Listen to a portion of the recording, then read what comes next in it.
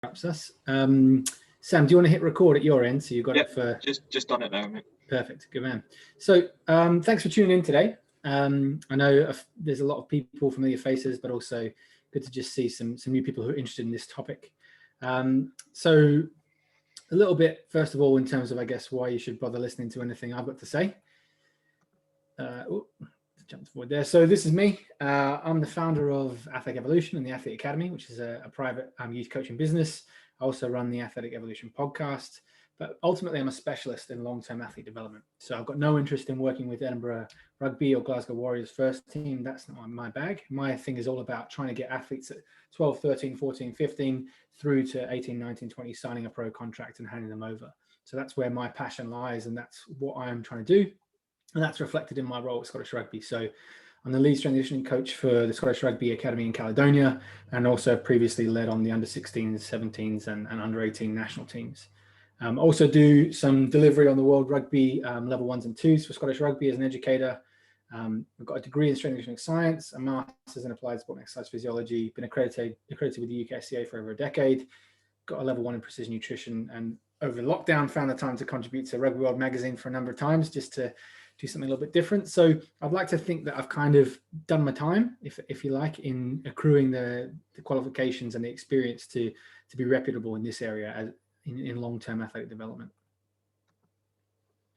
So again, this is just a few of the squads that I've worked with. So you can see some of the under 16s and under 17 squads here for Scottish Rugby. In the top right-hand corner is Jess Grimson and Vicky Palmer, who are the first English beach volleyball team to represent their country at the Commonwealth Games. So that's another pair that I've worked with. And then the bottom right, just a few of the kind of experiences that I had over the last decade or so from Watford Football Club, Wolverhampton Wanderers, Bridge Gymnastics, London Broncos, basketball. So you can see basically multi-sport, but always working within the youth athlete, excluding those two beach volleyballers, always working within the youth athlete realm.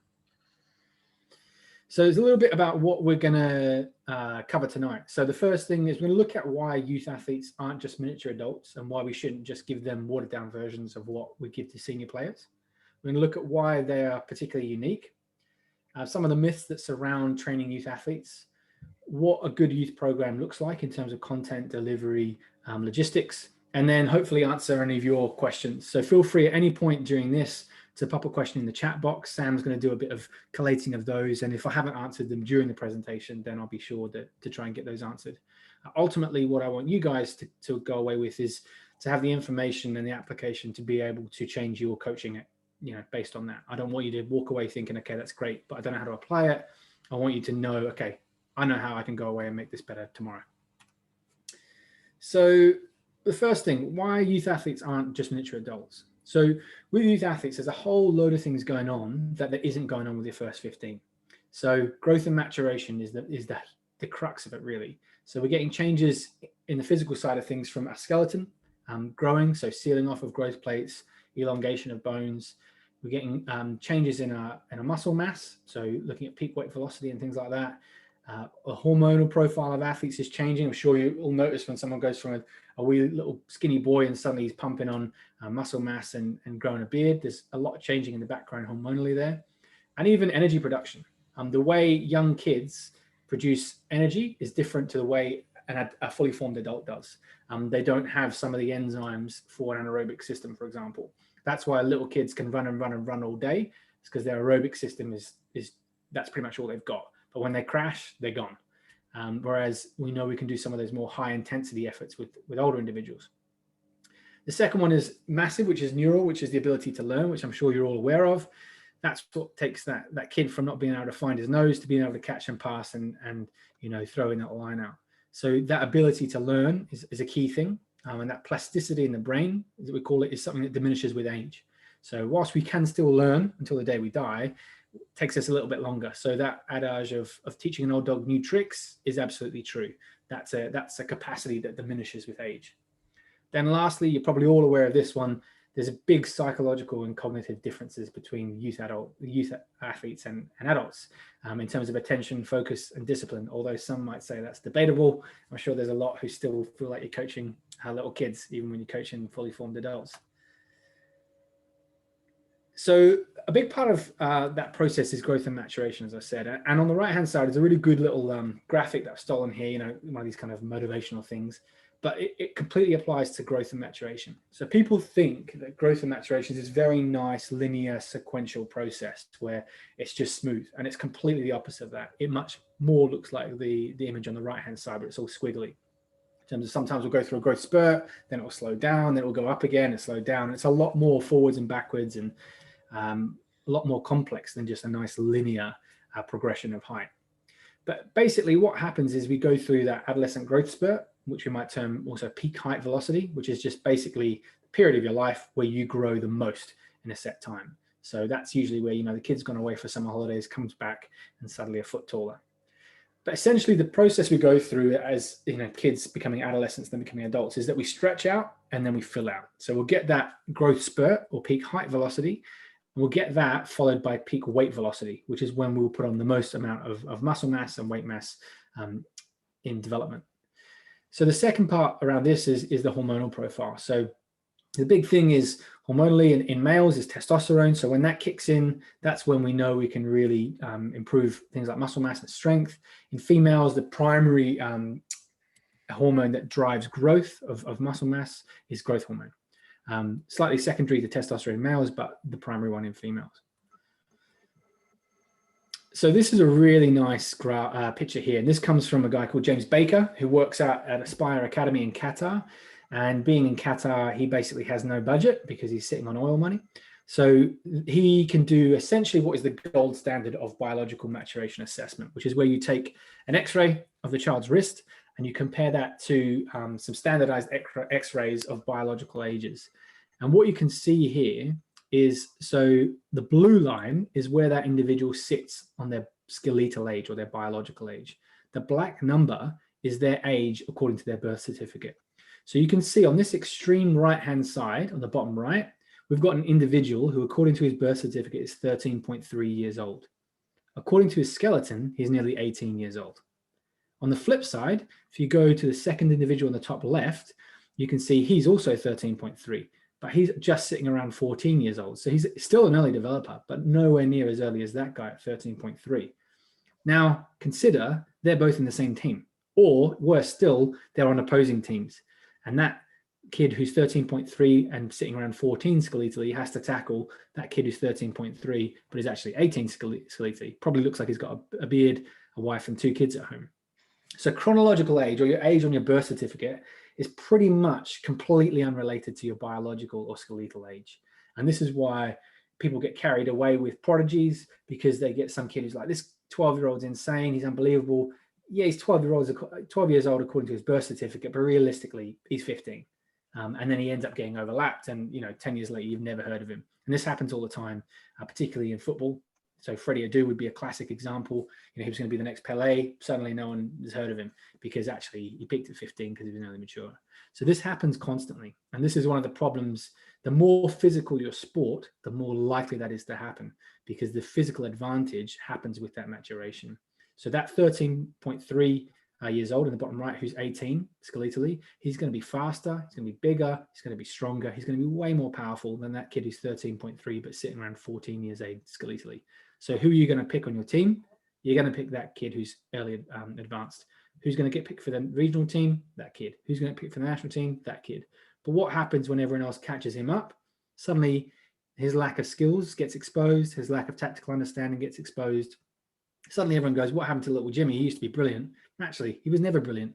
He just was faster, bigger, and stronger because he was early maturer. But if he didn't work on that tactical understanding and that skill set, he will fall away. So it's really important that we understand the difference between chronological age, what's on your birth certificate, and skeletal or biological age, which is where you are actually as an organism. So one of the unique challenges that we have in society now, and people, coaches the world over will always kind of bemoan this, is that we've now got this extreme end of challenge with our kids. We've either got kids who are couch potatoes, who sit at home, don't do anything, can't do a forward roll, never climbed a tree in their life, don't know how to use a bicycle, or you've got kids on the right-hand side who are hyper into their sport, to one single sport, but eliminating any others. So all they want to do is play rugby all the time. They don't want to swim. They're not involved in football. They're not developing these other skills that are complementary. They're repeating essentially the same movement patterns over and over and over again. So we've got this extreme dichotomy. We've got early specialization, so one sport to a higher level with a real high training load, or completely sedentary, so little to no sport or no movement. And those both produce problems. So fundamentally, they both result in a lack of ability to do basic activities, one from a lack of use, but one from a specializing in one sport only and not developing those other skill sets. So the big problem we have with early specialization, which is simply playing only one sport at an earlier age, is the likelihood of overuse injuries. And I've been in this kind of situation as well, where this kid's, a talented individual or perceived to be talented, and everyone wants their pound of flesh. So he's playing for the school, he's playing for a club, he's playing for an academy, a region, maybe national team, and no one's talking to each other. So you sit down with this kid and you find out he's doing 20 hours of training a week. Suddenly he pulls up with an Achilles tendinopathy or a patella tendinopathy or some stress fracture. And it's because he's doing too much. So the graphic on the right hand here comes from Jan Lamour, who does some really great stuff in sports science. And it's basically the association of specialization and how much an athlete trains with their injury history. So to dig into that a little bit more, he basically interviewed, via a questionnaire, over 2,000 youth athletes between the ages of 12 and 18 regarding basically how much they trained in their one sport. And looked at their yearly and weekly sport participation volume. So the first result is that athletes who are highly specialized, so only in one sport, were way more likely to report a previous injury of any kind by 59%. And in particular, overuse injuries by 45%. The second one was that athletes who played their primary sport more than 8 months of the year were more likely to report injury to the upper limb, 68%, or the lower limb, 66%. So this is the concept that we used to have of seasonal sports. You might play rugby in the winter and tennis in the summer, or you do different seasonal sports. Now we're playing year round, and that's a problem. The third result is that athletes who participated in their primary sport for more hours per week than their age. So if you're 12, doing more than 12 hours worth of training, if you're 15, doing more than 15, were more likely to report an injury of any type by 34%. So basically, we've got this problem where athletes are really super into their sport, but they're specializing in one sport. So all they're doing is repeating the same movement patterns over and over and over again. So the body is getting overloaded, and not having a chance to recover and repair. So one of the key principles of successful training from a physical perspective is the combination of work and rest. So we don't get successful progression by just working all the time. We need to have proper rest and recovery. So an optimal training program is all about the balance of training and recovery. That's what helps us improve performance. That's what helps us avoid injury. And you've got two quotes here, which basically are highlighting the fact that now high-level surgeons are saying young athletes are training too much. So the ones who are hyper-competitive are actually, we're seeing the sort of injuries we would see in 30 or 40-year-old athletes at 15, 16. It's because they're doing too much work. So having, a 15-year-old inter-county Gaelic football player, I think it was, or a hurling player who had both hips done. And then surgeons saying basically you need to play less and train less because they're doing too much. And it's just people don't have this balance of work and rest right.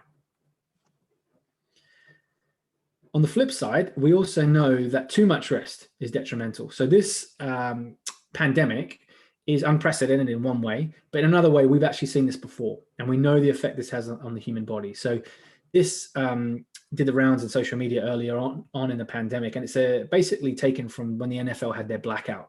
So looking at between 1997 and 2002, how many Achilles tendon issues they had in preseason and the regular season. And then you can see in that second one below, in the 2011 lockout, they came back into preseason and had a 240% spike in Achilles tendon injuries. And this is in professional athletes who should have been taking care of themselves and should have been doing the right things, who obviously weren't. So we know that amateur athletes are probably even going to be a bit more predisposed than that. So we know that the proper balance of work and rest isn't just about work, and it isn't just about rest either. It's the balance of the two. So we would anticipate, off the back of a pandemic, a huge spike in injuries from athletes who haven't been doing anything effectively. So what are we looking at when we're talking about training? So what we're looking at here on this graph is essentially the training process. So every one of those white arrows is a training session across a week, month, year, whatever you want to do. And then every one of those little dips is basically the decrease in physical ability due to fatigue after that training session. So you can see in that first one, in that bottom left, we've got a baseline, child or athlete rocks up, fully fresh, fully fit. We do a training session, we apply a stimulus, we've taken that athlete into some fatigue. So, if we were to test a sprint here, when they first rock up, and test a sprint at the end of the session, they're going to sprint slower because they're fatigued. And then that period of recovery allows them to go slightly above baseline. And then again, another training session, we drop down to fatigue, let them recover slightly above. It's this kind of staircase mechanism of training and recovery that allows us to improve fitness elements, whether that's strength, speed, power, aerobic ability, etc. But this is what we're looking at in the training process, ideally, is this balance of training, recovery, recovery. If we don't get this right, and this athlete doesn't recover properly, and we apply another training stimulus here, we actually drive this athlete further down into fatigue. We do another one, we drive them further down again. So it's really important that athletes get that balance right. Otherwise, we just run the risk of driving them into injury rather than improved performance. So the important thing to think about with young athletes is there's a whole lot going on. So we've got all that physical stuff that we mentioned about, the skeleton, the muscles, the hormones. There's the motor control element. We know that when you go through peak height velocity and that growth spurt, suddenly some of those athletes who are talented can turn into Bambi on ice, can't remember where they left their arms and legs, can't even touch their nose, poke themselves in the eye with a stick, because they've got no concept of where their arms and legs are anymore. And that's just basically the brain recalibrating after that growth spurt, figuring out, okay, my spatial awareness has changed. I need to figure out where my hands are in relation to the ball, or whether it's kicking, etc. So there's the physical element, there's then the motor control element, there's then the mental element as well. A lot of people mention about that time of your life being particularly difficult when people aren't confident in their body and all those kind of things happening, especially if you're perceived as being talented. You go through growth spurt, get a bit of that adolescent awkwardness, your catch pass has gone down, or your technical skill has gone down. So maybe mentally that's taken a bit of a knock as well. And the effect that has socially, if you're in the ones one year, but you hit your growth spurt, you end up like Bambi on ice, you can't catch a pass anymore, and you drop down to the two, there's that social knock-on effect of, who are my teammates this year? I'm not having necessarily those same social relationships. So there's a lot going on with youth athletes that we might not potentially have with senior level athletes because they're not going through that same growth and maturation. So the big thing for me is youth athletes are complicated. And that's what the Rubik's Cube here is meant to suggest. There's a lot going on, and to just treat young athletes as mini adults completely misses the point. And you will end up causing problems by training them wrong or creating issues that we just shouldn't have had. So the growth and maturation is a big part of that process. The rate of maturation we know varies from individual. So not all of them go through at the same time. We know we get early developers, on-time developers, and late developers. And we need to be aware of all that and how that affects. It's not necessarily the case that late developer might not overtake the early developer. We just don't know. So with youth athletes, what you see is definitely not what you get. And we need to keep that in mind.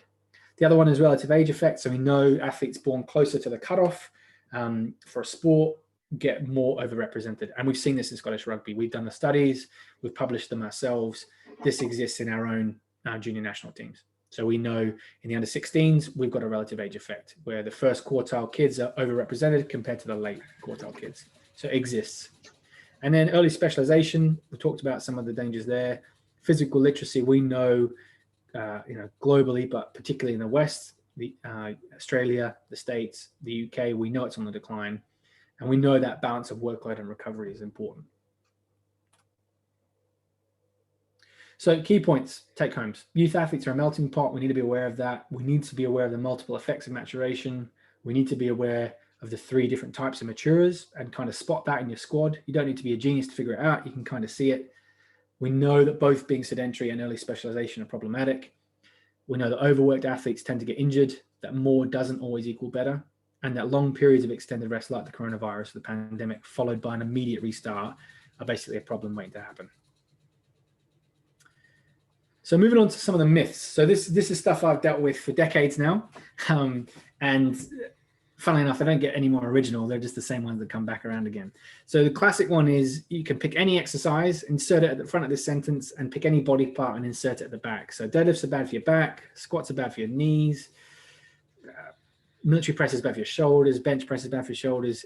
It doesn't really matter. People will badmouth exercises. And usually what happens is some exercises get badmouthed by people who either don't know how to perform them properly, don't know how to coach them properly, or had some sort of pre-existing issue that should have ruled them out from doing that in the first place.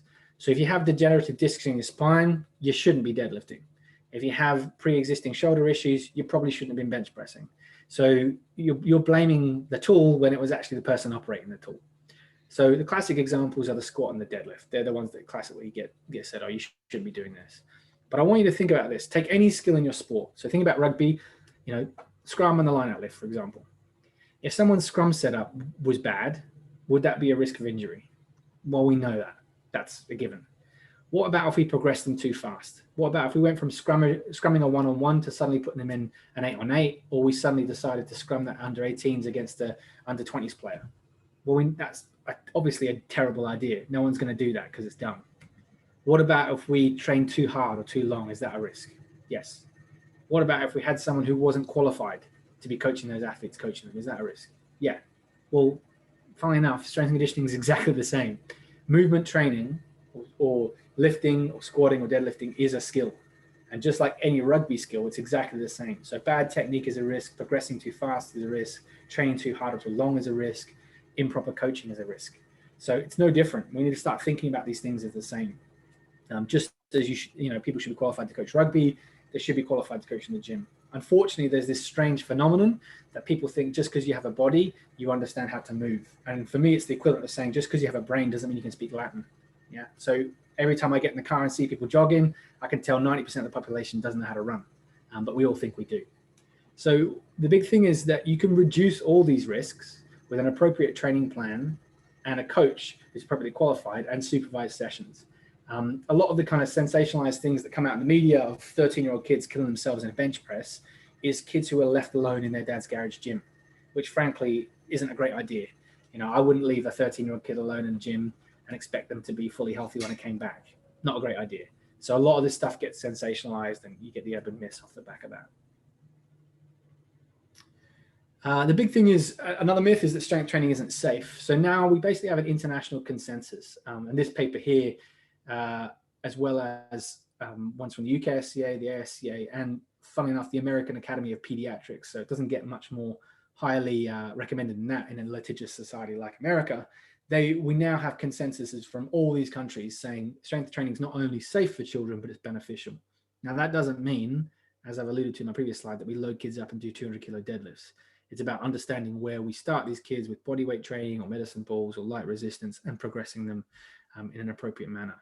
So we know now the science is there, the research studies are there, strength training is safe, but again, with those caveats of an appropriate training plan, appropriately trained coaches, and proper supervision. You take those three things away, it's not safe. But just as any sport wouldn't be safe if you took away proper coaching, proper supervision, and proper training. So the big one, the classic that never goes away, lifting weights stunts your growth, one of my favorites. Again, this is a bit of a confusion. So there's a big confusion here of a local stunting of growth in a growth plate versus your final adult height. I'll give you an example of that. You have a growth plate in your thumb. Now, clearly, if you stave your thumb, snap that growth plate, that's never going to stop you getting to 6'5". That was never, you were never going to get there in the first place. So it depends where this bone is in the body, but it's not going to suddenly reduce you by 3 or 4 inches. So there's been this confusion of an injury to a local growth plate versus this global adult height.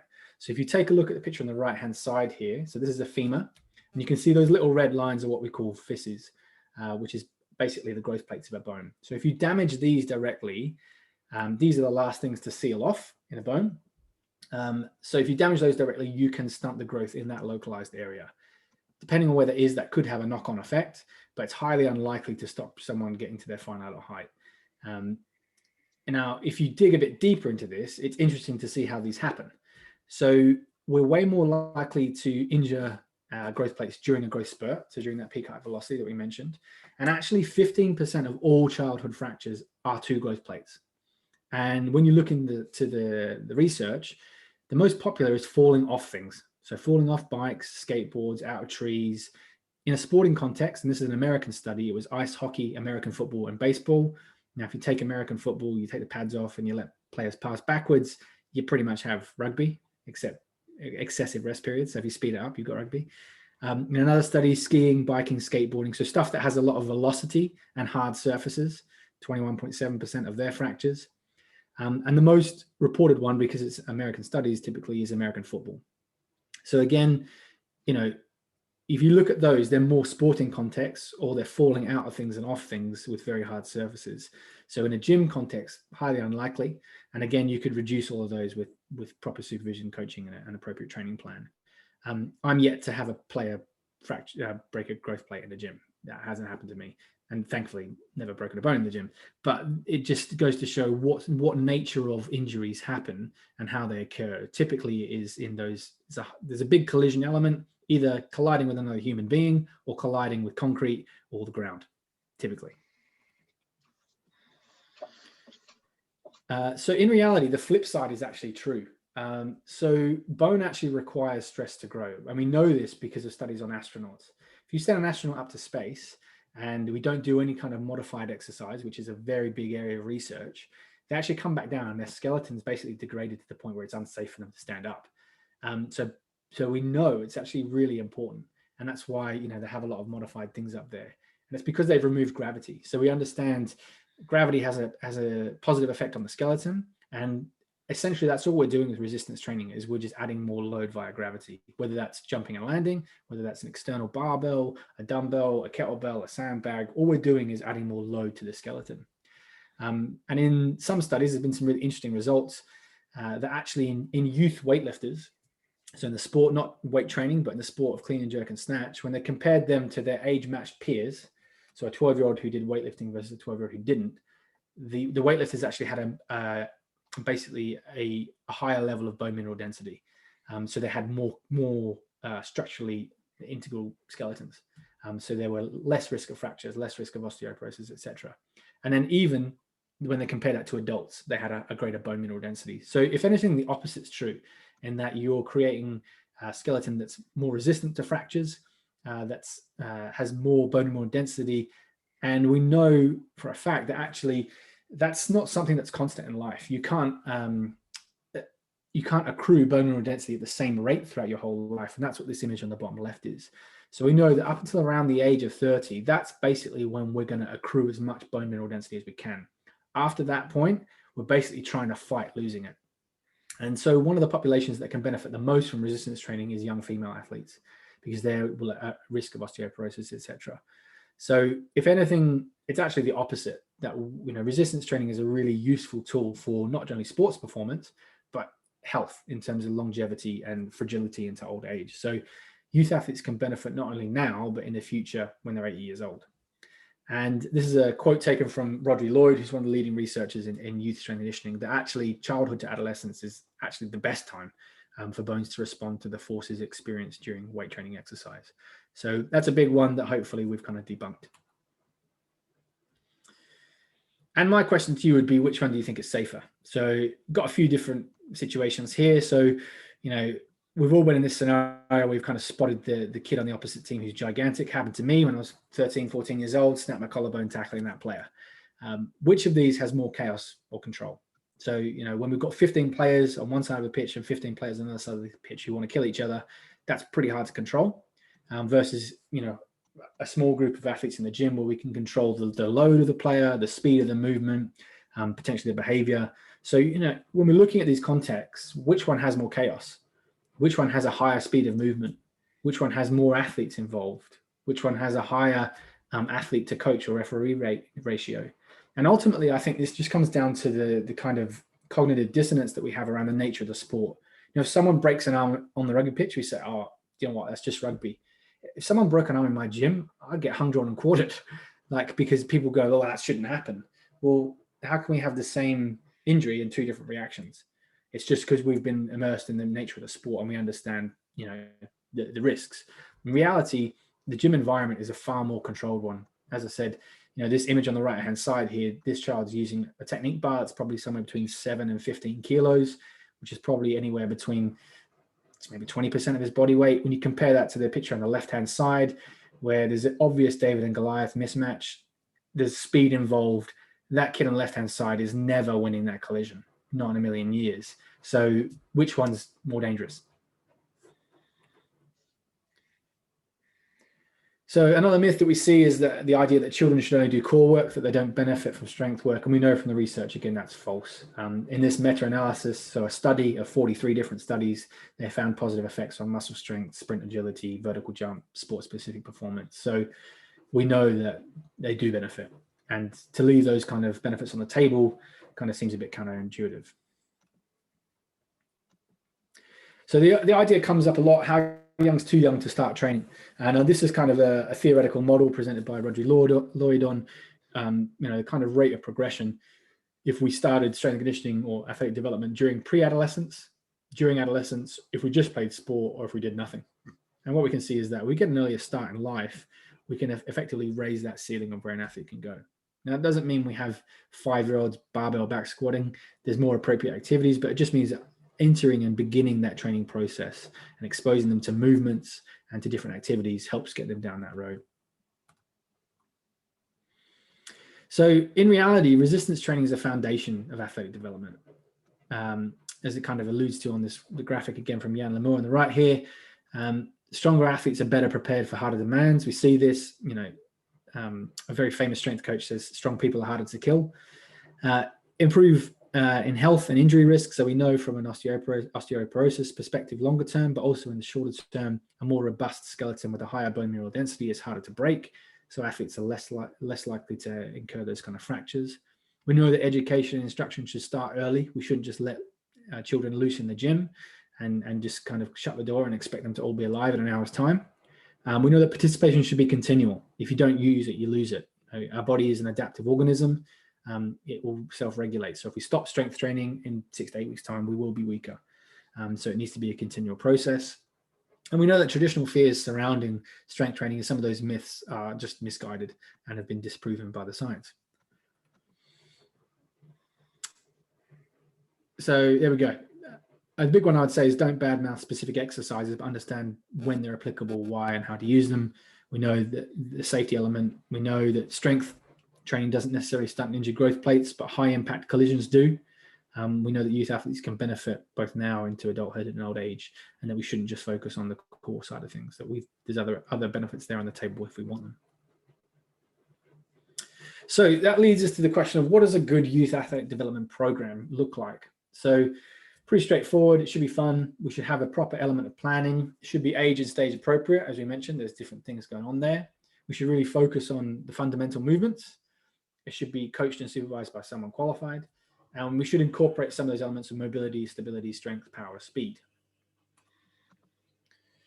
So this is a little kind of schematic here, or a spectrum here, if you like, which is what I've arrived at after a decade of training youth athletes. And this is essentially my philosophy. So effectively, mentally, I kind of divide athletes into 4 categories. So the first is, depending on training age or age and stage, is all about learning.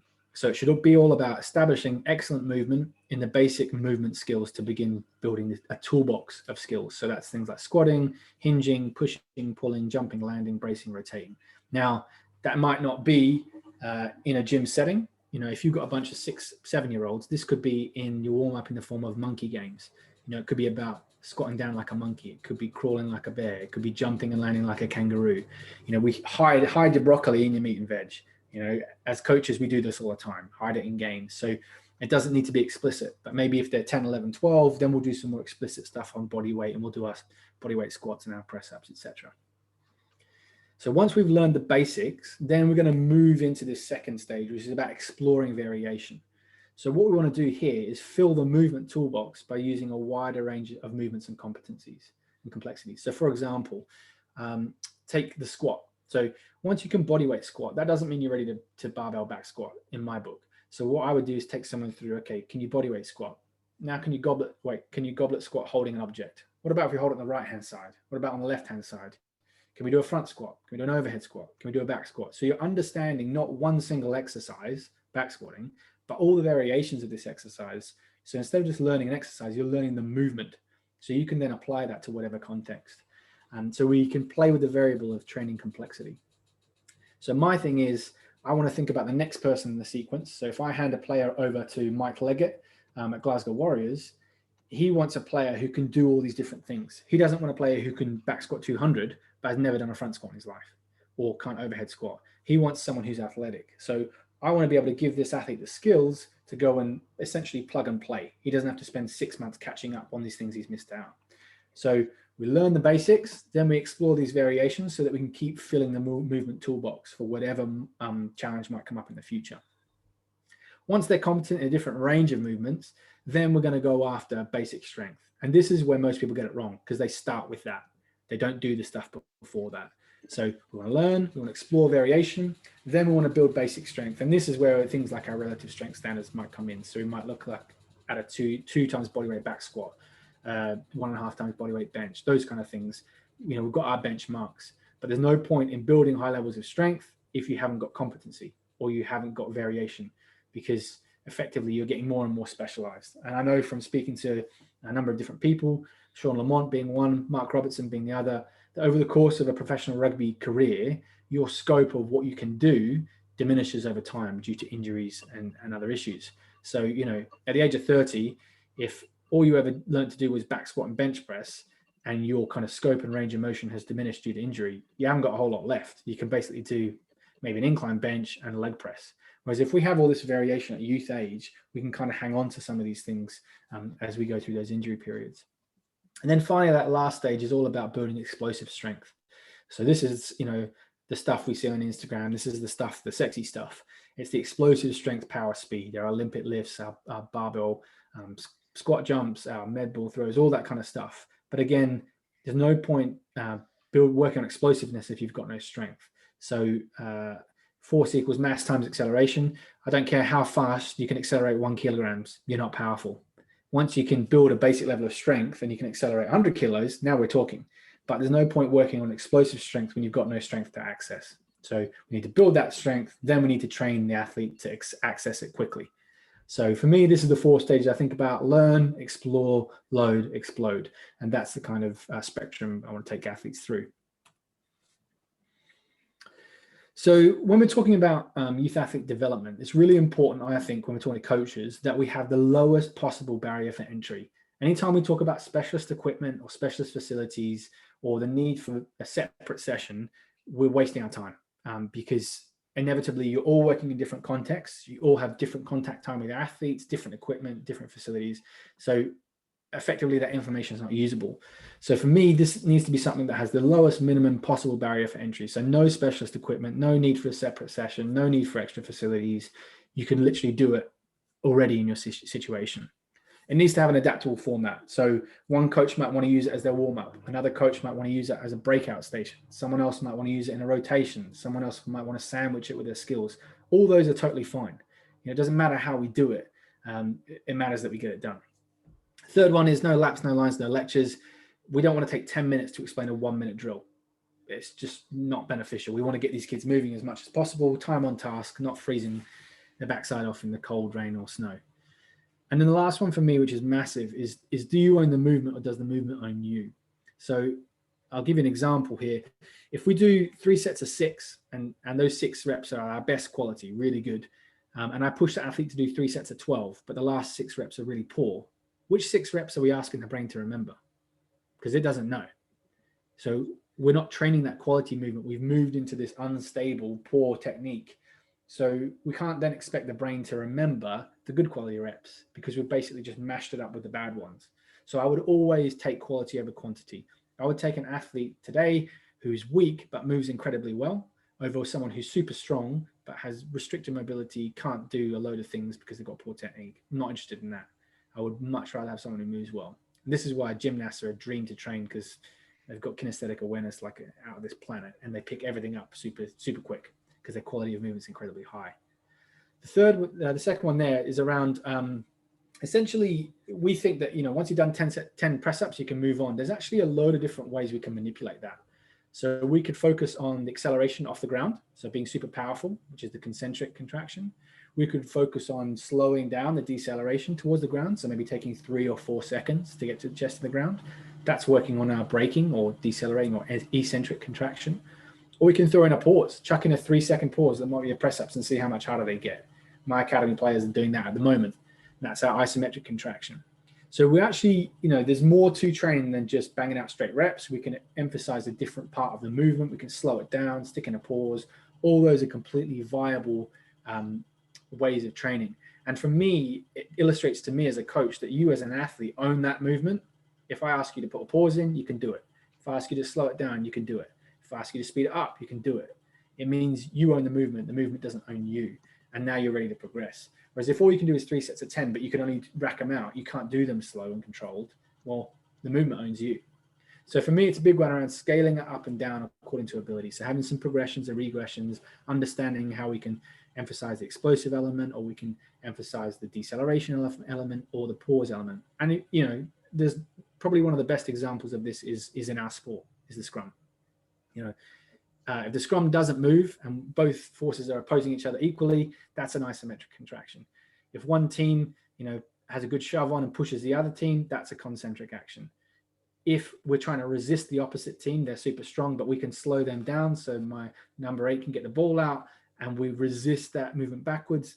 That's our eccentric contraction. So we've got a great example in rugby in the scrum of these 3 different contraction types.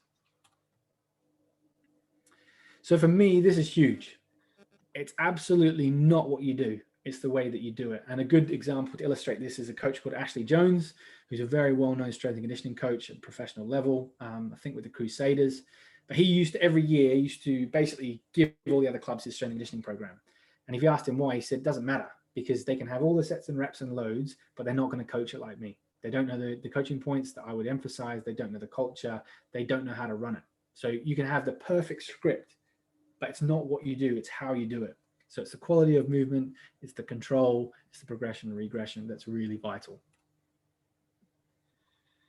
So we mentioned fundamental movements. So when we talk about that, what do we mean? Well, we've got some great examples here, and as they illustrate, we basically learn these things first in life. So squatting, hanging, pushing, jumping, landing, hinging, these are things that form part of everyday life, not just sport. So every time I hear someone who says, oh, I'm not allowed to squat, I always wish them good luck getting off the toilet, because we use that every day in life. Pushing yourself off the ground, that's something we use a lot, particularly every time we fall over in rugby. Jumping, landing, try running a line out without jumping and landing. Hinging, that's our setup for our scrum. All these kind of things happen in sport, but they happen in everyday life, and we need to move well through them. So we've got some examples here. What sort of things should we include? Well, these are resources that myself, Jared, and Mike, who are all regional leads, filmed at Murrayfield during the last sort of tier 2 elements. And these are all kind of parts that fit in here. So you can see crab reach around mobility, the Hindu press ups, which is a push up variation, forward rolls, lateral lunges, and the Cossack squat snap downs. These are all publicly available on YouTube. You can type in Scottish Rugby Vitality, because Vitality filmed it for us, and you can get all these. And we have progressions, regressions, coaching points, etc. So anyone, rugby or not, could use that resource. Another one, which I thoroughly think is genius, is this one, Strength Like Superheroes. This was actually produced by a friend of mine, Simon Brundish, who I've had on the podcast and I'm good friends with. He basically produced this for PE teachers, off the back of his wife running a PE and them kind of bemoaning the physical literacy of their kids. And it's all run around superheroes. So every superhero is a different movement, and he has 24 levels for all these things. So again, as I said, we're not training. These kids are just being their favorite superhero. So they're being a Thor, or they're being Spider-Man, or they're being Superman, and they don't realize they're training. Although this was created for education, this has actually taken off, and over 100,000 students have now been through this, or athletes. But it's also been picked up by professional football clubs, by the Philippine Olympic Committee, by the Irish GAA Association. This is now a worldwide thing that not only educational institutions, but sports academies have picked up on and said, this is genius, we're going to use this with our kids. So I know for a fact it's used in Malmo, Fulham, I think it was at Man City. It's been picked up and used in a lot of different sporting organizations as well as education. So that's something I would really recommend if you're working with much younger groups. And then we've got plenty of other kind of examples. So in rugby, we've got the Activate program, which is essentially, it's injury prevention, but if you look at it, it's fundamental movements, it's a strength and conditioning program. And again, they would suggest you can apply it as a warm-up, as a sandwich, etc. In football, the FIFA 11 plus, same idea. And even recently in dance now, we've got the 11 plus, which is done by a friend of mine, Nico Kolokithas. So we're seeing this in different domains. This isn't just a rugby thing, a football thing. You know, if even dance, and we're talking ballet now, so probably one of the most traditional and most conventional arenas is now applying strength and conditioning to their ballerinas. We know there's benefits in other areas. So what does this look like in reality on your sessions? So as I said, it doesn't really matter how you do. You don't need a separate session. You can literally apply it to your current session now. So I would hope in some format you do a warm-up. My suggestion to be with you would just be to plan that a bit more and have a bit more progression regression. So one might be a rotation. So maybe you've got two coaches and one coach runs a 5-minute handling station. Another coach runs a 5-minute exercise station where you're running through your squats, your push-ups, your lunges, your jumping and landing, and you rotate round. That we did that plenty of times in the borders. We used to run at the academy with Mark Robertson. We used to run 3 stations. There'd be a mobility group, a speed group, and a handling group, and we would flip-flop. The second one is that kind of flip-flop idea. So you might have a 10-minute warm-up as one group, and we do 2 minutes of handling, 2 minutes of exercises, 2 minutes of handling, 2 minutes of different exercises. Maybe we finish off with a 2-minute game for potentiation. The third one is a sandwich. So you might intersperse it between technical and physical, and this works quite well if you're trying to illustrate how they match. So for example, you're running maybe a contact or a tackling station, and you're talking about getting the foot in the hoop and your head to the right side. Well, that's a lunge position. So when we're talking about lunging, we could say, well, look, we're working on that foot in the hoop. It's exactly the same, but we want to be strong in this position. We want to have a strong trunk position. So you can then link the skill and the physical element. You might talk about your shape and your scrum setup and how we want to have that big chest. We want to have that nice split position, and we're actually in the top of a squat. And then we're going to go and work on our lower body and do our squatting and say, look, it's the same position. This is what we're working on. So you then show how these two things match up and they're not isolated, individual and unrelated. So there's no real right or wrong way to do it. So in summary, I would really hammer home this idea that kids are not mini adults. So don't copy and paste the latest CrossFit WOD or Rugby Renegade workout or whatever is on Instagram with adults. Don't do it. It's dreadful. Joe Wicks should be hung, drawn and quartered in my book, because he's got no business training kids, because that's literally what he's done. There are early, average and late maturers. We need to be aware of that. We need to have eyes out, and you can probably spot it in your team. We need to be aware that both early specialization and being sedentary can be harmful. That concept that work and rest equals success. It's not just working our guts off. It's not just sitting on the backside. Don't believe the youth training myths. Great facilities and equipment do not equal good training. If you don't believe me, go and Google the Jamaican Sprint facility. It's very basic and churns out gold medals all the time. Good training revolves around having planning, having proper coaching and proper supervision, and mastery of the fundamentals. And you can see that the world over. The Russian weightlifting setup, Jamaican sprint team, Chinese weightlifting facilities aren't all that. It's what's happening behind the doors that's really the good training and the good coaching. So I would really recommend, I'm going to toot my own horn here. So the podcast that I run is basically me having conversations with people that I want to learn from, and other people are allowed to listen in.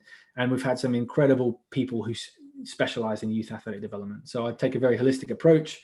I ask people from research, from nutrition, from strength and conditioning to come and kind of give their opinions. So these are some of what I would say are the highlights. That top left, Mandy Johnson is a consultant physio who used to work for Manchester United under Alex Ferguson in their academy for over a decade.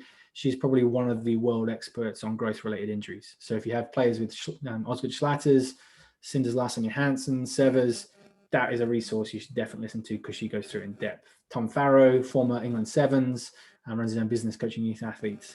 Amy Spencer and Megan Hill there did a whole research project on biobanding in football and what it looks like. Robin Eager talking about developing the England rugby athlete. Roger Lloyd, as I said, is probably one of the kind of godfathers in the youth strength and conditioning industry. Simon Brundish on his development. Mike Hislop, who I interviewed about the World Rugby Activate program. And then Sean Cumming, who's the world's kind of foremost expert on biobanding and growth and maturation. So there's some real excellent free resources there. And I wouldn't say they're excellent because I'm on that. They're excellent because I'm getting these people on there to share what they know. So I'd really recommend, if you haven't listened to those, jump on, because it's a goldmine. And then in terms of resources, so I mentioned the podcast, obviously Strength Lab Superheroes. If you're working with really young kids, definitely go down that route. Check it out. I'm pretty sure Simon's still running a free access code during the pandemic at the moment. As I said, those YouTube videos, and there's also some explanatory ones on the Scottish Rugby site. So if you just Google Scottish Rugby Fit for Rugby, it will pop up. The Activate World Rugby Injury Prevention Program, again, if you're working maybe with adolescents, that's maybe more applicable. So that runs right from under 15s up to under 18s and even seniors. So, if you were super lazy and wanted it spoon fed, go down that route. That'll tell you exactly what to do, exactly what the cues are, exactly what the exercises are. So if you're interested, that's where you can find more about me and the podcast. So we're on Facebook, we're on Instagram, the website's there, in the blog function. I release a new podcast every week with a different expert from around the world. So yeah, definitely give it a listen. I find it valuable, so I hope other people do as well. So that kind of leads us into any questions, Sam. If there's anything that's nothing's come through as of yet, Rob, but I imagine there will be some stuff out there that people want to ask. But just on behalf of, obviously, Perthshire Rugby, it's fantastic having you. That was absolutely brilliant. I think people definitely intrigued a bit of thought there, and maybe kind of dispelled a few myths, which was excellent.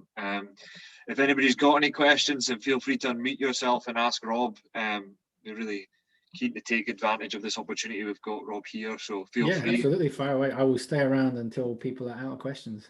I know Mr. Cummins normally has one, so if he wants to lead the show, then he can do. If anybody else has and they're not comfortable talking, then fire in the chat to me and I can ask Rob, not a problem.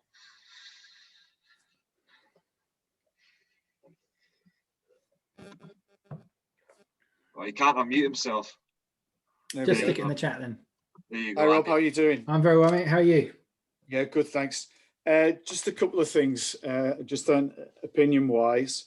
So one of the things I found when we started to get a gym facility at the club, and unfortunately at Perth, with Bells being flooded, they can't use the facility there. So we were quite keen to get the young athletes going in, but it's this thing about early specialisation and about what you regard as quality players, rugby players on the pitch. One of the key benefits I found, and you mentioned about, was the coach to player ratio in the gymnasium or in the strength and conditioning remit. And we were actually finding confidence with individuals who weren't showing that much confidence on the pitch, but in terms of an individual program and progression and that sort of one-to-one coaching. Just your thoughts on that in terms of the benefits that you've seen working individually with athletes over, as a one-to-one with regard to, a full squad of maybe 20 or 25 players. Yeah, obviously there's that kind of more attention to detail. So, if you're working with that one athlete, you can get a lot out of your session in terms of feedback and seeing them move, etc. I tend to lead more towards like the small group stuff. That's why I'm doing the small group stuff privately, because it kind of can create that ethos or that culture. And what I like about that situation is you can kind of layer something. So for example, we all might be doing press ups, but little Johnny's doing full press ups. Someone else is doing press ups on an incline box. Someone else is doing pause press ups, and they can kind of see, oh, okay, so that's where I'm going next if I can do 3 sets of 10 of these. And oh, don't worry, I was doing that one last month as well. You'll get to hear next month. So like players can start to see, oh, okay, it's not a case of being strong or not. It's a case of if I do this, I can do that. And if I can do that, then I can do that. And if I can do that, then I can bench press. And they can kind of see the progressions and regressions. But I would say there is a limit to that. So in Scottish Rugby, we try to have an 8-to-1 coaching ratio. So we don't have more than 8 athletes for one S&C coach for that main reason of kind of, quality of sessions. So I'd say there's pros and cons to both. I mean, if time permitted, if I had as much time in the world as I would, I'd do a one-to-one with every athlete that I had, because you're going to get the most out of that situation. But realistically, it's not always possible. And if Sam allow me, I've got a second one, if that's all right. Nope. Okay, that's fine.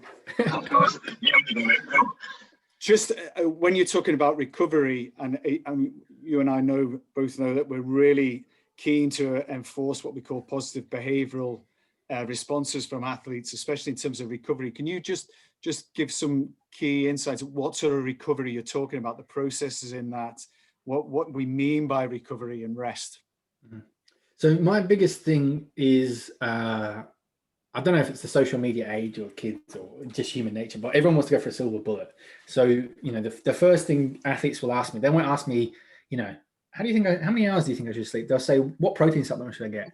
And I'm like, we're having the wrong conversation. Like, you are putting a Band-Aid on like a reservoir that's about to explode. like the supplement is the icing on the cake. For me, it's getting the basics in place. And if anyone's got athletes in the academy, you'll know that I put the guys through my kind of performance habits curriculum, and we do literally one thing for a month, and then we do the next thing. So our first thing we talk about is 8 hours sleep. How many days of the week are you getting 8 hours sleep? And we literally concentrate on that one habit for a month, and every week. So yesterday was Monday. All my 21 Academy players put a snapshot of their habit app in the group where they ticked off how many hours or how many days of the week they got 8 hours or more. And so we then have a bit of a metric, and as they kind of say, what gets measured gets managed.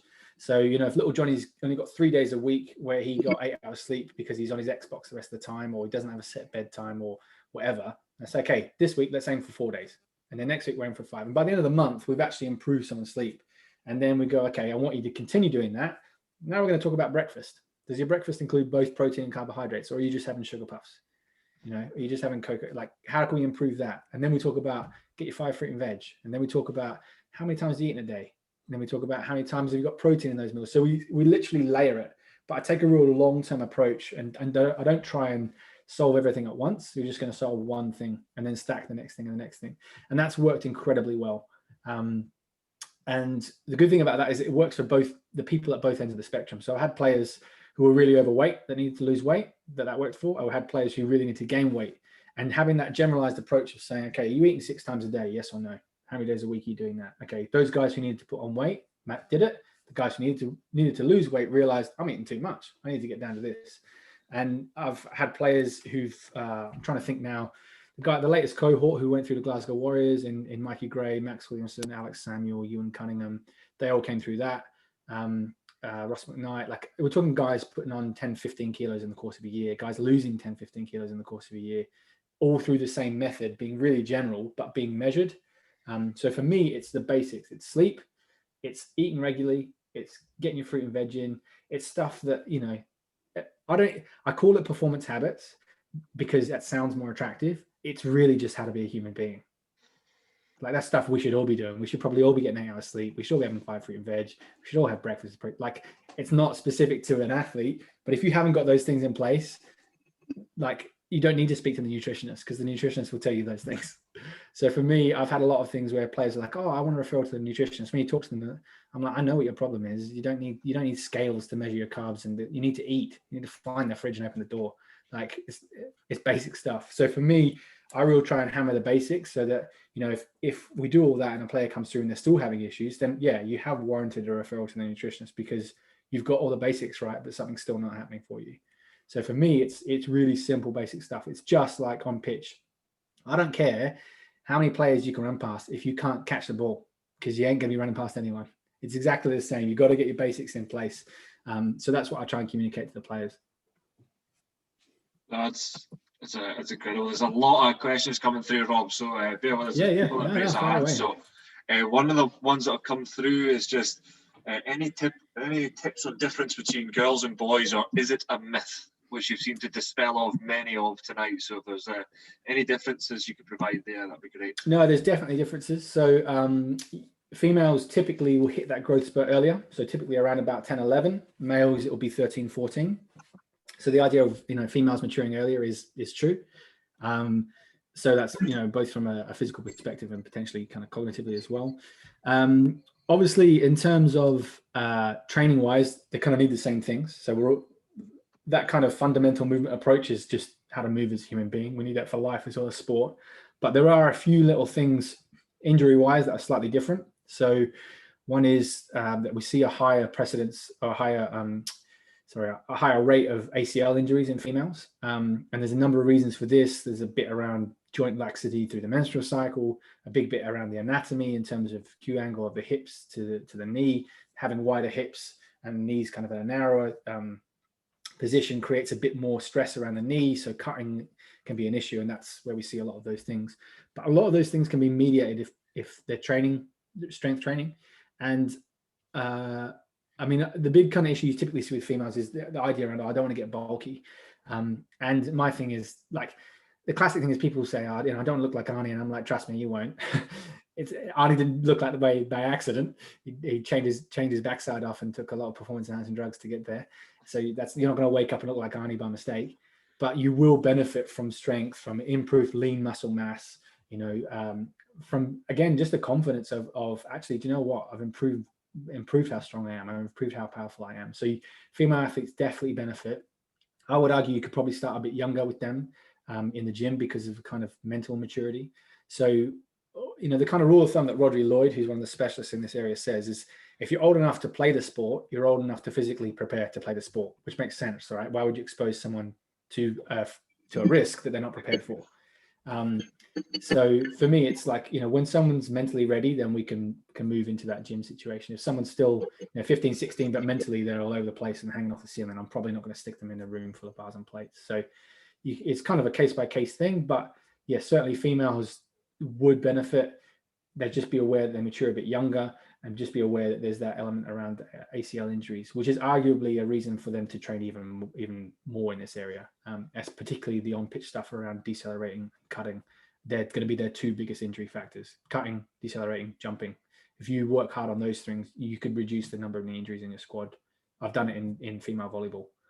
We were fortunate enough to go through a whole season. We didn't have a single knee injury because we concentrated on jumping, landing, change of direction. Perfect. Cheers, Rob. Rob Hughes, I'll get you next, mate. Sorry, Rob, do you want to answer? Can you unmute Rob H? He's just raised his hand. Yes. Perfect. Oh, there he is. When you go, Rob. Hi, Rob. I'd just like to say, very informative presentation. Certainly can take a lot away, I think, for our age group. Question I've got is, obviously, we all do sport because we love sport. We wouldn't do it otherwise. Likewise with rugby, and we see throughout the age groups, right up to senior, even at international level, they play for the love of the sport, for the fun, but they don't always see the fun in the resistance training side. And we're obviously, I coach under 13, so your slide about the superheroes, absolutely brilliant at mini section, but now we're transgressing into the midi section. What advice would you give to make the SNC sessions fun for a 13-year-old? So I would, partner work would be a big one. So if I can work with my mates, so like, you do 5 reps, I do 5 reps, that can kind of help with that whole kind of social element. I think if you can utilize it in more of a kind of game context, so maybe, we're doing some sort of handling drill and, or like even stuck in the mud or whatever, but when I'm stuck in the mud, I've got to do 10 squats or whatever. So like incorporating it into that more fun kind of enjoyable situation, because I think you're absolutely right. And you've hit something on the head. That's not even just applicable at that under 13s or whatever. It's applicable to senior rugby. S&C coaches forget that international rugby players didn't get into rugby to come to the gym. They don't want to bench press as much as possible. They want to play rugby. And I had struggled with this with my coaches sometimes. Like I had a run-in with a coach and he's like, oh, I got, one of these props, he's meant to be at this session, but he's gone to like a specialist scrum session in Perth. And I was like, so what's the problem? He's like, he's missing a gym session. I said, he's a rugby player. Do you honestly think this session is more important than him learning to prop, which is his job on the pitch? Like basically pipe down, because that's why he's here. He's here to be a rugby player, not a power lifter or weightlifter. And we do forget that sometimes. So I do think if we can communicate the injury prevention, you might get people on board with that, because ultimately my message to my coaches is the best gift you can give our athletes is more time practicing and playing rugby, because that's why they're here. They're here to be professional rugby players or to become as good as they can. So to do that, they've got to be involved in training. You can't be involved in training on a boot on the sideline or in a sling. So the best gift I can give you is the ability to increase how much time you can train. That's what's going to make you a better player. So if that's how I get buy-in, by saying, look, if we work on this, it will prevent more injuries, which means more time playing rugby. It means more games. It means you won't be sat on the sideline in a boot or in a sling or whatever. That's a big one. But the big one I would say around that age group is try and make it fun. Try and build it into different activities. Even with my kind of under 18s and the guys who are 20, we'll do this all the time. Like we used to, every Friday on the borders, we used to play 5-a-side for the first 10 minutes, like coaches and players.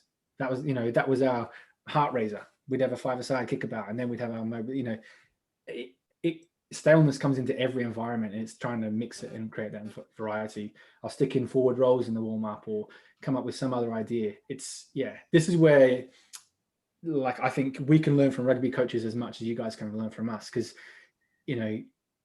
hiding your broccoli and your meat and veg in some sort of game is the way forward. It's almost like we're tricking them into training by making it so enjoyable they don't realize they're training. That's the aim. If we can do that, we won. Okay, thank you. Great question, Rob. Cheers. Mr. Rankin, if you want to unmute yourself, please. Sorry, Smudge, I've left you to the end. Cheers, Sam. Rob, thank you very much for tonight. Very enjoyable. Just a quick question. Coaching under 16s, and with under 16s nowadays, if they haven't heard it on the internet, social media or YouTube, it ain't true. Very interested to hear what you say about Joe Wicks, but you gave us lots of different resources. If a 16-year-old came to us and wanted to do a bit more, which one of those resources would you recommend to point them to if you just had to pick one that he could go and study and look at? I would go with the Activate one, and I'll tell you why. Is that there's a load of resources from World Rugby, but it's obviously World Rugby itself, so there's an easy buy-in. It's like, here's the governing body saying, so there's a tick. The second part is what World Rugby have done really well, and I went to their Activate training course in France last February, and I was really impressed with it, is they basically emphasize constantly 8 coaching points for most of those exercises. So you cannot kind of go through those without seeing those 8 coaching points over and over and over again, which will hammer home, okay, when I'm squatting, I need to be thinking about this. When I'm on single leg, I need to be thinking about this. So I would go with that one because it pretty much spells out exactly what to do, how to progress it, what the coaching points were. That would be my go-to. Brilliant, thank you. Just on that, Dave, there was a program that we sent out. I think Gregor did it, and we sent out. There was a few movements and what have you, patterns on that. So that may be able to help them as well, kind of when we come out of lockdown. If that's any use to you, Dave. Okay. Yeah, great. Thanks, Sam. No problem, mate. Smudge, you've been waiting, so that'll be a good question now. I've got to finish off with a good one there. Hi, Rob. How are you? And well, thanks, mate. Yourself? Yeah, very good, mate. Thanks for tonight. It's been really informative. No problem. I love what you were saying about a lot of this stuff. One of the things we encounter at the school is a lot of kids will come in maybe 13 or 14 with fractions or bits of information, bits of knowledge that they've grabbed from here, there and everywhere. And they think they're going to walk in and get straight under a bar and they're going to start smashing out big back squats and stuff like that. I was just wondering what your tactics, what your tips and tricks would be to sort of get out of that mindset, get them into the early learning functional movement so that you've got the long plan, the long-term goal in their minds. What would you suggest? Yeah, that's a definite problem. And I think probably one that we'll be fighting against for maybe 10 years or so, if we can implement what's happening. Certainly in the background at Scottish Rugby during this period, we've been completely reviewing the physical blueprint. That's what some of those videos will come out in. So when that comes out, you can kind of use that as a resource and say, look, this is what Scottish Rugby are prioritizing. Like, we're moving away from powerlifters who run at people. That's not how we're playing the game anymore. We want people who are athletic and unpredictable. You know, if you're a prop who can forward roll and offload, you've got something that creates chaos in a defense and opens up an opportunity. If all you can do is this and run at someone, you're very predictable. You're very easy to defend against.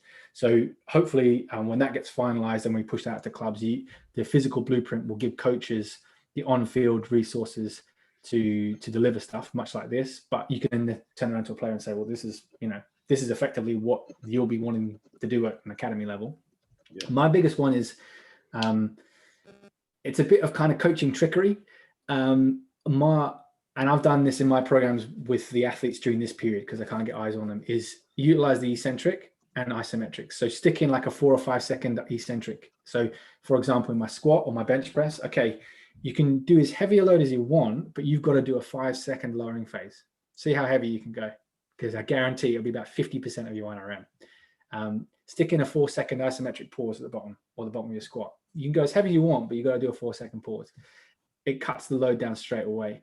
And it makes people realize, oh crap, this is actually really hard. So sticking those kind of bumpers in can help keep people on the right track, because you're absolutely right. 16-year-old boys with testosterone pumping through their veins just want to have a 1 rep max off.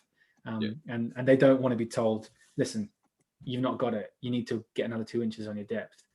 So those are 2 massive tools for me, and ones that when we come back into kind of face-to-face session, I'll be utilizing with our guys a lot more. And to be honest, it's arguably even more specific for rugby than any other sport. We're far too focused on that concentric contraction, and we kind of lull ourselves into a false sense of security. And that's why we don't see the transfer over to the pitch, because actually eccentric and isometric are far more applicable. to sports performance. But we don't use it because we just get ego carried away with 1RMs. Right, mate. Has that been useful? Yeah, not sure if it was the best question to finish with, but it was certainly the No, best. no, it's a good question because you're absolutely right. It's important. But yeah, and again, I'd stick it in the warm up. Like all those other movements, like, okay, we're going to do a 10-minute warm up, but it's going to consist of forward rolls, backward rolls, parkour rolls. Like we'll do all those things. And someone had a question here around mobility. Like that's what I've done with the guys. I've stuck it in animal flow. So it's a lot more interesting going, right, let's hold a squat position. All right, let's hold a, okay, show me a monkey. Can we do a, scorpion? Can we do all this? And we're hiding it in these other things because it's more interesting. So I love the way you put the animal stuff in for the younger ones as well. That's good fun for the little ones.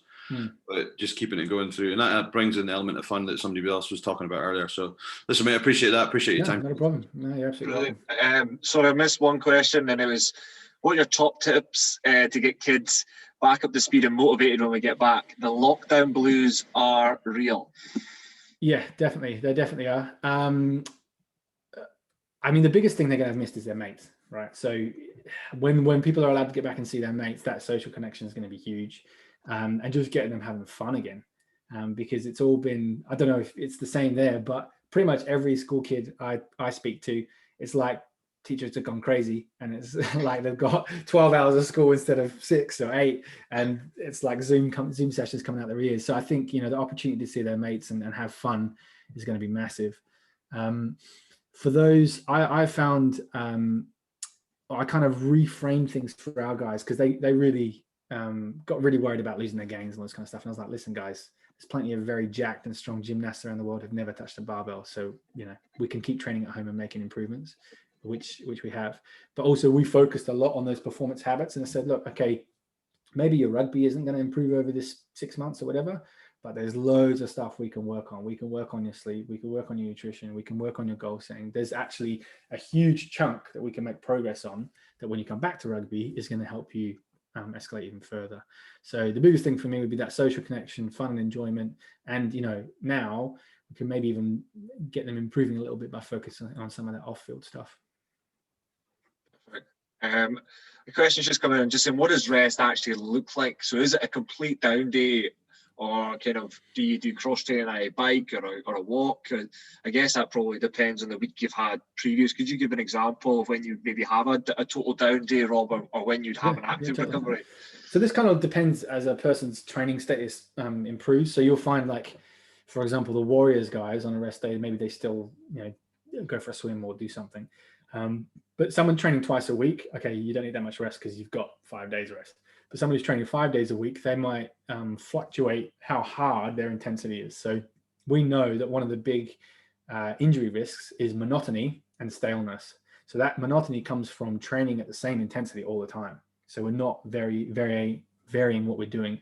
In rugby, we get a bit of that naturally anyway, because you might have a Tuesday session that's hard, that's relatively light because guys are still coming off a contact the weekend. Thursday might be your run through. So we kind of vary things a little bit, but the variation of intensity is the big one. So you can't be flogging guys all the time, and equally you can't be running at a 2 out of 10 out of time. So this is where something like the rating of perceived exertion scale is really useful. So that's simply a scale of 1 to 10. How hard was it? 10 is maximal.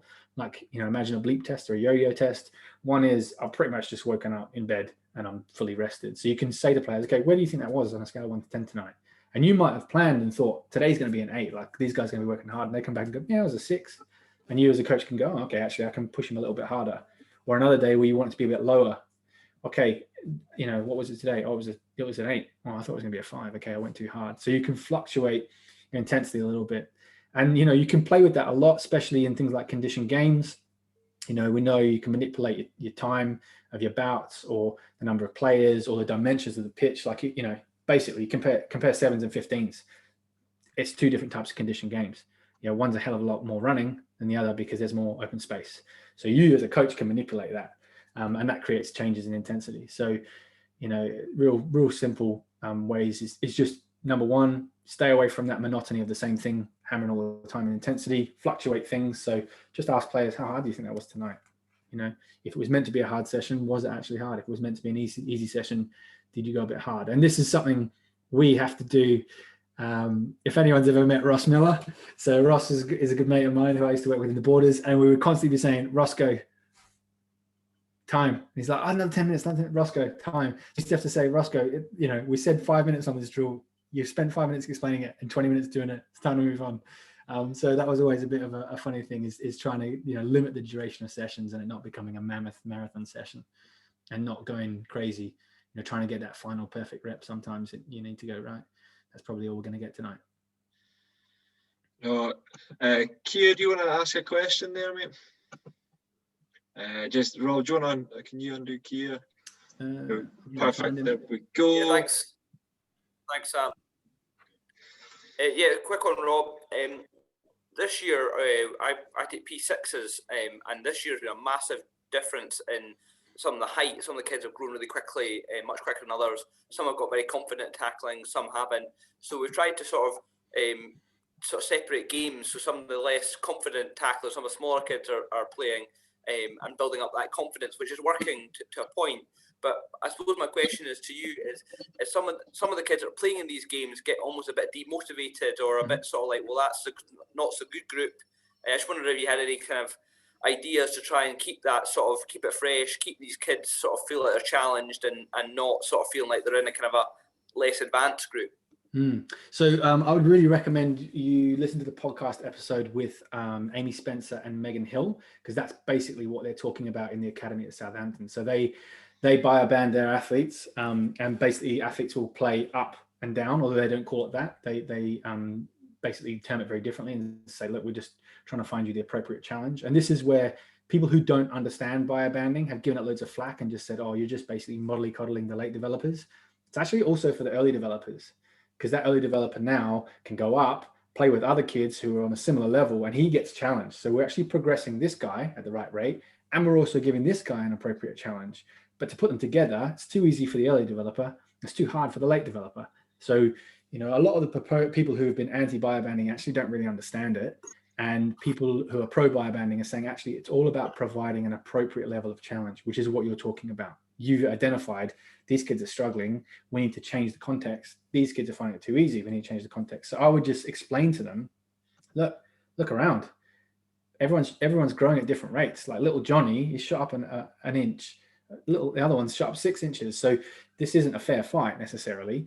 And what we're trying to do is create an appropriate level of challenge, because we all know, if something's too hard, it's demotivating. If something's too easy, it's demotivating. And it's about finding that sweet spot of challenging them enough that they want to keep back and they're realizing they're developing their skill, but also from a physical perspective, it's not unsafe, but we're also creating enough of a stimulus for those guys to want to improve.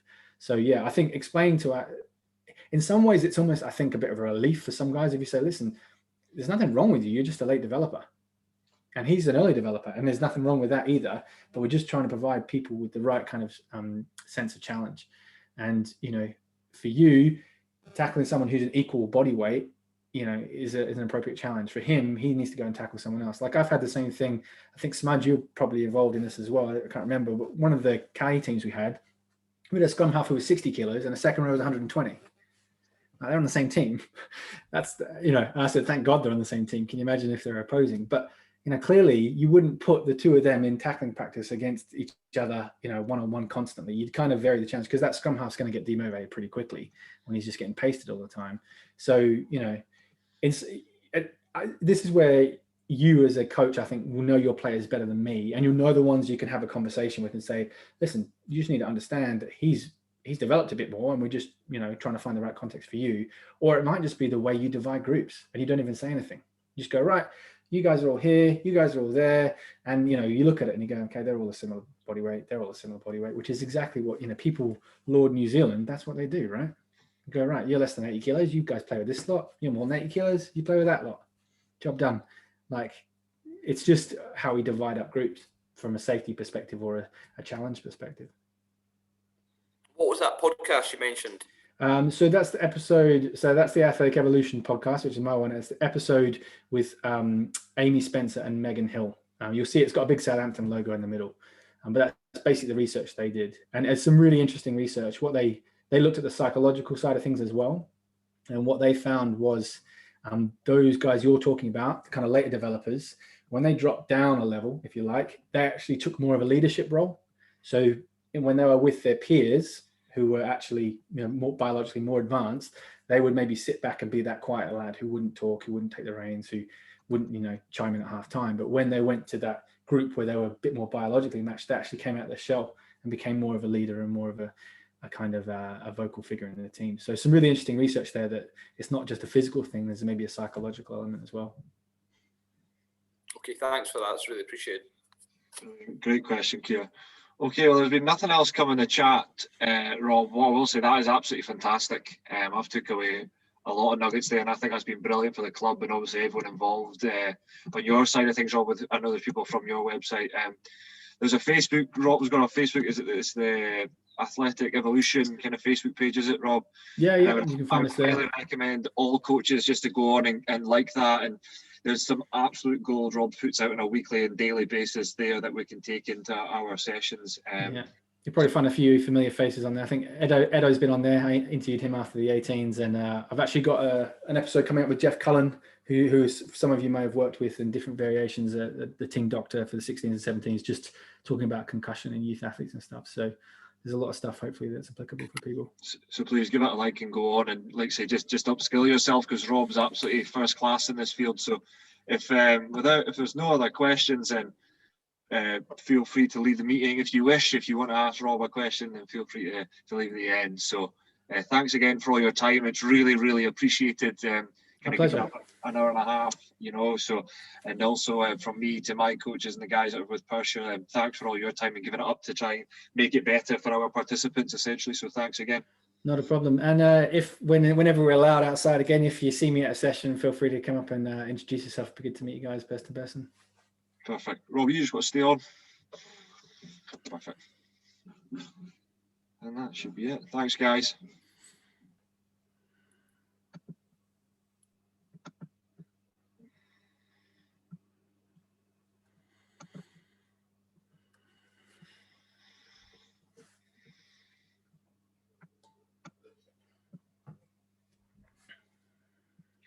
Beautiful. You might want to unmute this pair. They'll have, I'm sure they'll have some words of wisdom, some pearls of wisdom for you now, Rob. How you doing, Rob? Well, thanks. How are you guys? Yeah, good. Good. Cheers for tonight, Rob. That was brilliant. No problem. No, my pleasure. I enjoy doing this kind of stuff, so it's good. Yeah, I've been following stuff as well. I think the coaches will take a massive amount. I messaged Sam halfway through that. I think there's a lot of the myth busting part of it is just exactly what a lot of youth coaches, mini coaches need to hear. It's spot on. Yeah. Yeah, there's definitely, you hit some key points there. Some of the issues that we've had, recently and over the last couple of years or so. So that'll definitely get them going. Are you on furlough, Rob? Or are you back? Yeah, I'm back one day a week, flexibly, whatever that means. So basically at their beck and whim, wherever they want me. Okay. It's like I mean, I'm doing loads of stuff in the background, like yeah. As you'll have seen, I'm churning out podcasts and speaking to people and doing CPD. So if you want to chat or you want to reach out, feel free. Yeah, no, that's great. Well, we're not back yet, so. Part-time furlough as well, but they don't tell you what part-time or what. Yeah, exactly. Stuff and it's like, part-time, but I've got a meeting on a Monday morning and a Monday evening, Wednesday, Friday. It's like 8 hours of something a week. That's just they don't see what you got to do to get these things in place. Yeah. Just out of interest, have you had any conversation from Bruce with, we started off at the 15s player development hubs. So they, as far as I know, they're still going ahead. So I'll still be leading those in the region. But has Bruce come back to you at all? Have you spoken to him about that at all? I don't think so. I haven't heard anything. Right. Okay. But there's as I said, like we are pretty much overhauling the blueprint. So we've kind of started from, we've reverse engineered from, like we literally had a conversation with Stuart Ewell, national team S&C, on what do you want at international player level at? Okay, what does a pro player look like? And we've gone all the way back to like literally, we had a conversation and it all came down to, we actually think we need to work more with rugby development